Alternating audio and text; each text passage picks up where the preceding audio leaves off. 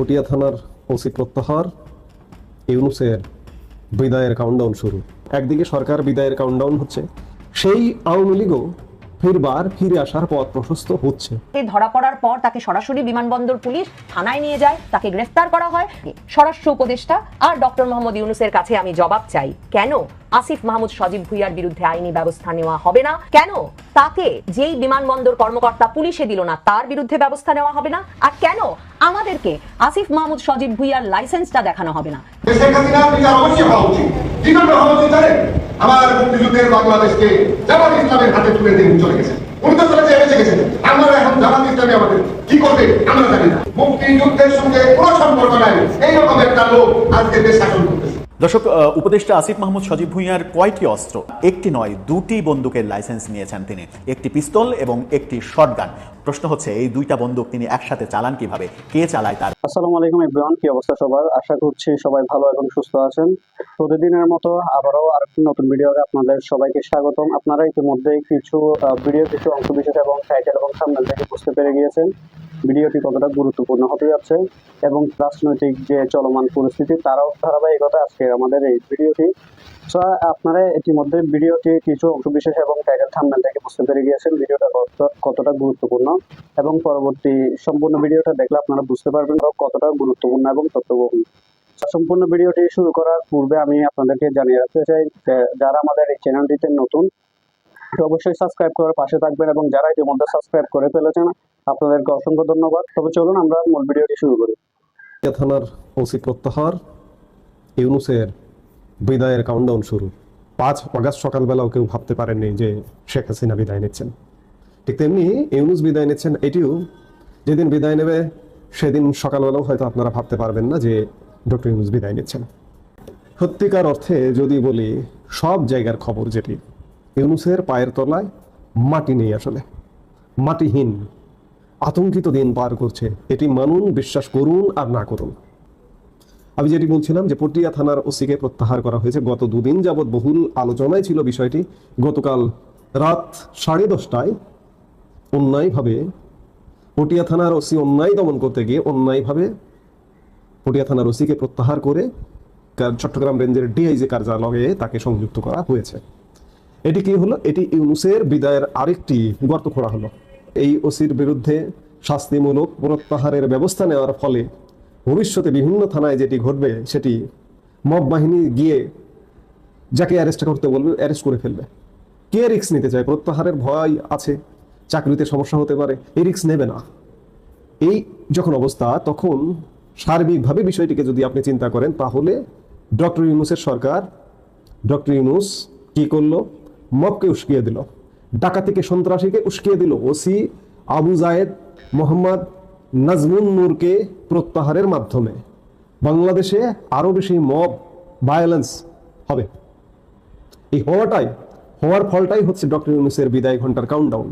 যত বেশি এগুলো হবে, আমরা দেখবো সামনে এই আগামী দিনগুলোতে, বিশেষ করে এই জুলাই আগস্ট মাসটি খুব গুরুত্বপূর্ণ, একদম টপ।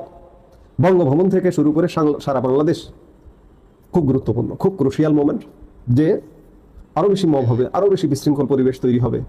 এই বিশৃঙ্খলা মব হতেই ইউনূসের বিদায়ের পথ আরো বেশি সুদৃঢ় হবে। এবং আরেকটি খুব গুরুত্বপূর্ণ বিষয়, এই যে ইউনূস সরকারকে সমর্থন করছে এই মুহূর্তে যারা রাজনৈতিক দল ক্রিয়াশীল আছে, তাদের প্রতি জনসমর্থন সত্যিকার অর্থে কমছে। এই কমতে মানুষ তাদের প্রতি ক্ষুব্ধ হচ্ছে। এই ক্ষুব্ধ হওয়া থেকে এমন একটা পরিবেশ তৈরি হবে, এমন একটা পরিস্থিতি তৈরি হবে, যে পরিস্থিতি এখন যে রাজনৈতিক দলগুলো লাফিয়ে দাপিয়ে বেড়াচ্ছে তারা, এবং বিগত সময়ে ইমিডিয়েট পাস্ট যে সরকারটি ছিল আওয়ামী লীগ, সেই আওয়ামী লীগ দলীয় সরকারটি, সেই সরকারের যে দল আওয়ামী লীগ, সেই আওয়ামী লীগও ফিরে আসার পথ প্রশস্ত হচ্ছে। যত এ ধরনের আত্মঘাতী ঘটনাগুলো ঘটবে, একদিকে সরকার বিদায়ের কাউন্টডাউন হচ্ছে, এই করতে এমন একটা পরিস্থিতি ক্রিয়েট হবে। আমি বলবো না, আপনি বলবেন যে কিভাবে হবে, আমি তো কিছু দেখছি না, সাদা চোখে তো আমি কিছু দেখতে পাচ্ছি না, সামনে কিছুই নেই, হঠাৎ চলে আসবে। আমি আলাপটা শুরু করেছিলাম 5 অগাস্ট, ভাবেননি যে শেখ হাসিনার পতন হবে। ঠিক তেমনি ইউনূসের হঠাৎ পতন হবে। ইউনূস যেদিন বিদায় নেবে সেদিনও জানবেন না সকালে। এবং এমন একটি ব্যবস্থা আসবে, এমন একটি সিস্টেম আসবে, এই রাজনৈতিক দলগুলো অজনপ্রিয় হয়ে উঠছে, সরকার, ইউনূস সরকার তো অনির্বাচিত সরকার, সেটি তো বিদায় নেবেই। এমন একটা ব্যবস্থা আসবে, এসে এমন একটি নির্বাচন হবে সব দলের অংশগ্রহণে, এবং অংশগ্রহণে নির্বাচন হয়ে সেই আওয়ামী লীগ আবার ফিরে আসবে, ক্ষমতায় আসবে। আমরা লাইসেন্সটা দেখতে চাই। কেন এই খবর ছড়িয়ে পড়লো যে যেই গুলির ম্যাগাজিন সহ হাতে নাতে ধরা পড়েছেন আসিফ মাহমুদ সজীব ভুইয়া, সেটি AK-47-এর। ধরুন আপনি আমি তো আর গুলি দেখে বুঝতে পারবো না কোনটা পিস্তলের গুলি আর কোনটা AK-47-এর গুলি, কিন্তু আসিফ মাহমুদ সজীব ভুইয়া ফেসবুকে এক স্ট্যাটাস দিয়ে বলেছেন যে অবস্থা নাকি এমন দাঁড়িয়েছে, অস্ত্র কেন, মিসাইল রাখলেও মানে ক্ষেপণাস্ত্র রাখলেও তিনি বা আমি কেউ নিরাপদ নয়, কারণ তিনি মনে করছেন যে যাদের নাকি নিরাপত্তা রক্ষা করার কথা তারা এই নিরাপত্তা লঙ্ঘন করছে, এবং সেই নিরাপত্তা লঙ্ঘনের সবচেয়ে বড় নমুনা হচ্ছে তিনি একটা মন্ত্রী, তিনি একজন উপদেষ্টা, অথচ একটা সামান্য জিনিস নিয়ে তিনি বিমানবন্দরে ধরা পড়েছেন। সেই ভিডিও কি করে দেশে দেশের বাইরে ছড়িয়ে পড়লো। তিনি এই নিয়ে সরাসরি আঙুল তুলেছেন তার সেই ফেসবুক স্ট্যাটাসে। নিরাপত্তা রক্ষায় জড়িত ব্যক্তিদের সাথে ধারণা করা যায় তিনি আসলে গোয়েন্দা সংস্থাগুলোর দিকেও আঙুল তুলেছেন। তাহলে আপনিই বলুন, গোয়েন্দা সংস্থা, নিরাপত্তার দায়িত্বে নিয়োজিত এরা তো চেনেন কোন গুলি কোন বন্দুকের, তার মানে কোন গুলি স্বরাষ্ট্র উপদেষ্টার ভাষায় সামান্য পিস্তলের আর কোন গুলি ভয়াবহ AK-47-এর। আপনার আমার জন্য সবই এক, কোনোটাই আমরা চালাতে পারি না আর সবেই আমরা মরবো, কিন্তু এই বিষয়টা তো খোলাসা হওয়া দরকার। আমরা দেখতে চাই আসিফ মাহমুদ সজীব ভুইয়ার নামে লাইসেন্সটি ইস্যু করলেন যিনি, কার সাইন আছে। আমরা দেখতে চাই কত তারিখে তিনি অস্ত্রটি নিলেন, এবং আমরা দেখতে চাই কোন অস্ত্রের লাইসেন্স তিনি নিলেন। যেই অস্ত্রের লাইসেন্স তিনি নিলেন সেই অস্ত্রেরই গুলির ম্যাগাজিন নিয়ে তিনি ধরা পড়লেন কিনা। স্বাভাবিক সাধারণ কৌতূহল। আসিফ মাহমুদ সজীব ভুইয়ার জন্য স্বাভাবিক ছিল এই বিষয়টিকে বিনয়ের সাথে দুঃখ প্রকাশ করে এবং লজ্জিত হয়ে এই কাগজপত্রগুলো আমাদের খোলাসা করে দেখানো, কিন্তু তিনি উল্টে জোর গলায় একটা ছোট্ট বিষয় নিয়ে বাড়াবাড়ি হচ্ছে, বারবার এই বিষয়ে কথা বলছেন। তিনি বারবার বলছেন এটা নাকি তার সম্মানহানির উদ্দেশ্যমূলক চেষ্টা, কিন্তু তিনি যা করেছেন সেটা তো ফৌজদারি অপরাধ। স্বরাষ্ট্র উপদেষ্টার তো উচিত ছিল, বর্তমান সরকারের তো উচিত ছিল তার বিরুদ্ধে সরাসরি ব্যবস্থা নেওয়া। এই ব্যবস্থা কি তিনি দেশে ফিরলেও নেওয়া হবে? কোনো ব্যবস্থা যে তার বিরুদ্ধে গ্রহণ করা হলো না, সেটা তো সরাসরি আইনের লঙ্ঘন হলো। তিনি যা করেছেন, ঘোষণা না দিয়ে বিমানবন্দরে আগ্নেয়াস্ত্র বা আগ্নেয়াস্ত্রের গুলি নিয়ে গেছেন, সেটা ফৌজদারি আইনের লঙ্ঘন বিধায় তাকে যে বিমানবন্দরের নিরাপত্তা কর্মকর্তারা পুলিশে না দিয়ে থানায় না নিয়ে গিয়ে বিমানে উঠতে দিল, সেটাও তো সুস্পষ্ট আইনের লঙ্ঘন হলো।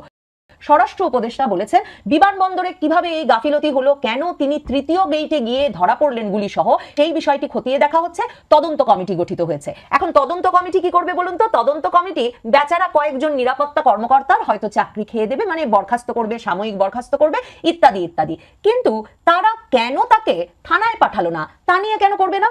এখন সামাজিক যোগাযোগ মাধ্যমে এ খবর মনে করানো হচ্ছে যে 2019 সালে আওয়ামী লীগের এক নেতা, সাতক্ষীরা জেলার কৃষি সম্পাদক, তিনি ধরা পড়েছিলেন বিমানবন্দরের আভ্যন্তরীণ টার্মিনালে বন্দুক সহ, এবং সেই বন্দুক সহ তাকে ধরা পড়ার পর তাকে সরাসরি বিমানবন্দর পুলিশ থানায় নিয়ে যায়, তাকে গ্রেফতার করা হয়, ফৌজদারি কার্যবিধির 54 ধারায় তাকে অভিযুক্ত করে আদালতে নেওয়া হয় এবং তার নামে মামলা পরিচালনা করা হয় এবং তিনি কারাবাস করেন। তাহলে আসিফ মাহমুদ সজীব ভুইয়ার শুধুমাত্র জুলাই আন্দোলনে অংশগ্রহণকারী হিসেবে এবং জুলাই আন্দোলনের নেতা হিসেবে একটা কোনো বিশেষ পাখা গজিয়েছে যে কারণে তিনি চাইলেই গুলি নিয়ে যেতে পারবেন, এবং সেই গুলি নিয়ে তিনি বেরিয়ে যাওয়ার পর বরং যারা এই খবর দিচ্ছে, মনে রাখবেন বাংলাদেশের সংবাদ মাধ্যম প্রায় 12 ঘন্টা 13 ঘন্টা পরে সে খবর প্রকাশ করার সাহস করা শুরু করেছে, এবং সে খবর প্রকাশ করেছে মূলত তার ব্যাখ্যা সহ।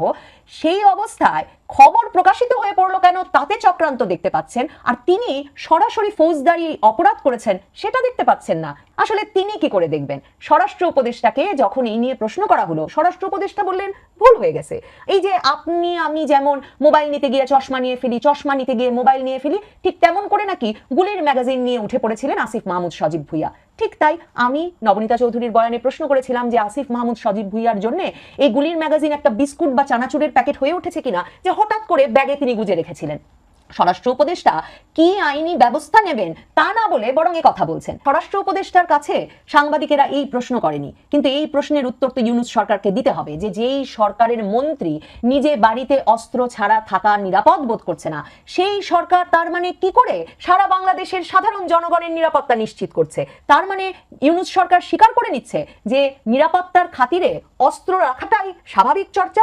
এই জাহাঙ্গীর আলম চৌধুরী, এই স্বরাষ্ট্র উপদেষ্টা ঠিক করেছেন যে পুলিশের হাতে নাকি অস্ত্রের দরকার নাই, পুলিশের হাতে আর অস্ত্র থাকছে না ইউনূস সরকারের আমলে, অথচ বাড়িতে বাড়িতে এসব ছাত্র উপদেষ্টারা AK-47 রাখছেন। আমার কথা পরিষ্কার, স্বরাষ্ট্র উপদেষ্টাকে জানাতে হবে কেন কোনো আইনি ব্যবস্থা গ্রহণ করা হচ্ছে না আসিফ মাহমুদ সজীব ভুইয়ার বিরুদ্ধে, কেন কোনো আইনি ব্যবস্থা গ্রহণ করা হবে না বিমানবন্দরের সেই কর্মকর্তার বিরুদ্ধে যেই কর্মকর্তা সিদ্ধান্ত নিয়েছেন যে তাকে বিমানবন্দর থানায় নিয়ে পুলিশের হাতে সোপর্দ করার বদলে বিমানে উঠতে দেওয়া হবে। কারণ বিমানবন্দরের দলিল যদি আপনারা দেখেন, বিমানবন্দর পুলিশে কাজ করার অভিজ্ঞতা আছে, ইমিগ্রেশন পুলিশে কাজ করার অভিজ্ঞতা আছে, যে কারো সঙ্গে যদি কথা বলেন আপনারাও জানতে পারবেন যে বিমানবন্দরে এমনকি গুলির খোসা নিয়ে কেউ যদি উঠে পড়তে চান বিমানে, ঘোষণা না দিয়ে তাকেও সরাসরি পুলিশে সোপর্দ করা হয়ে এসেছে এই বাংলাদেশের বিমানবন্দরে।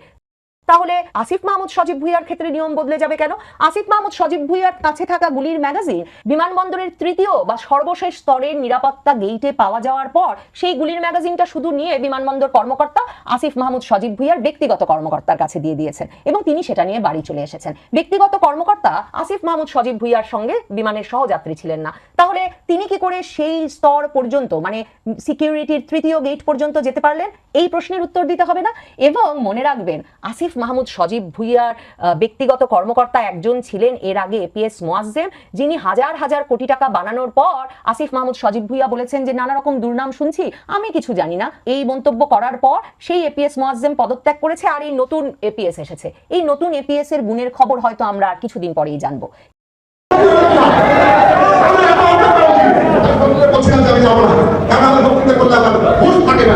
এই অর্বাচীন ছাত্ররা জানে না, এই অর্বাচীন ছাত্রদের আমি লিখেছিলাম যে শেখ হাসিনার বিচার অবশ্যই হওয়া উচিত। কিভাবে হওয়া উচিত জানেন? আমার মুক্তিযুদ্ধের বাংলাদেশকে জামাত ইসলামের হাতে তুলে দিয়ে চলে গেছে। উনি তো চলে এসে গেছেন, আমরা এখন জামাত ইসলামী আমাদের কি করবে আমরা জানি না, তো মুড়িয়ে বেড়ে এখন যে বেঁচে আছি এই বেঁচে থাকবেই উচিত না, হয় আত্মহত্যা করা উচিত, নয় মাঠে নামা উচিত। বঙ্গবন্ধু সম্পর্কে, বাংলাদেশের স্বাধীনতা সম্পর্কে, মুক্তিযুদ্ধ সম্পর্কে যদি